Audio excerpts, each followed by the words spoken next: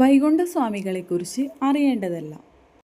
1809 കന്യാകുമാരിയിലെ ശുചീന്ദ്രത്തിനടുത്ത് സ്വാമിത്തോപ്പിൽ വൈകുണ്ഠസ്വാമികൾ ജനിച്ചു. മുടിചൂടും പെരുമാൾ എന്ന പേര് സവർണരുടെ എതിർപ്പ് മൂലം മാത്തുക്കുട്ടി എന്നാക്കി മാറ്റി.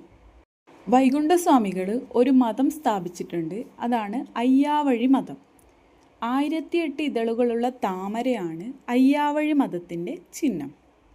ആദ്യമായി സമപന്തി ഭോജനം നടത്തിയത് വൈകുണ്ഠസ്വാമികളാണ്. 1836 വൈകുണ്ഠസ്വാമികൾ സമത്വ സമാജം സ്ഥാപിച്ചു. ബ്രിട്ടീഷ് ഭരണത്തെ വെണ്ണീജ ഭരണമെന്നും തിരുവിതാംകൂർ ഭരണത്തെ അനന്തപുരി നീചൻ്റെ ഭരണമെന്നും പറഞ്ഞത് വൈകുണ്ഠസ്വാമികളാണ്. വയോജന വിദ്യാഭ്യാസത്തിനായി നിശാ പാഠശാലകൾ സ്ഥാപിച്ചത് വൈകുണ്ഠസ്വാമികളാണ്. എല്ലാ ജാതിക്കാർക്കും വെള്ളത്തിനായി ഉപയോഗിക്കാവുന്ന മുന്തിരിക്കിണർ അഥവാ സ്വാമിക്കിണർ സ്ഥാപിച്ചത് വൈകുണ്ഠസ്വാമികളാണ്.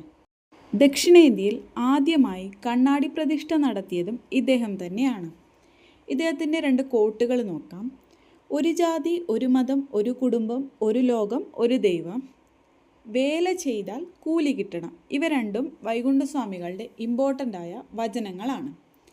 ഇനി വൈകുണ്ഠസ്വാമികളുടെ 2 കൃതികൾ നോക്കാം. അരുൾ നൂലും അഖിലത്തിരുട്ടും.